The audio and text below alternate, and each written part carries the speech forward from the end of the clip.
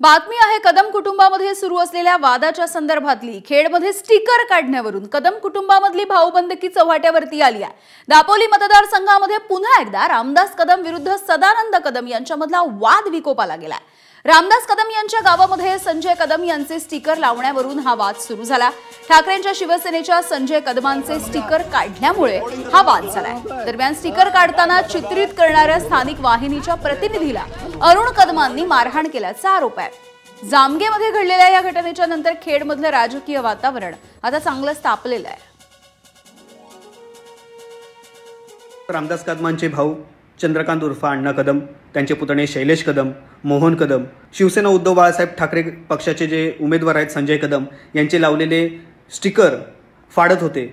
मी record करतोय हे बघून चंद्रकांत अण्णा माझ्याजवळ आले, मला शिवीगाळ केली, त्यांनी मला मारहाण केली, माझ्या कानाखाली मारली आणि माझ्या हातातला मोबाईल हिसकावून घेतला। मी या संदर्भात पोलीस स्टेशनमध्ये पण त्यानुसार तक्रार केलेली आहे। माझ्या घरच्यांना जर काय झालं, कोणत्याही प्रकारचा त्रास झाला, काही बरं वाईट झालं तर या सगळ्याला जबाबदार चंद्रकांत उर्फ अण्णा कदम, शैलेश कदम आणि मोहन कदम असतील। तर दरम्यान यावरून भास्कर जाधव यांनी रामदास कदम यांच्यावरती घणाघात केलाय। रामदास कदम आणि त्यांचे सगळे आजूबाजूचे लोक हे थोडेसे गुंडासारखेच वागतात आणि म्हणून ती क्लिप मी सुद्धा बघितली।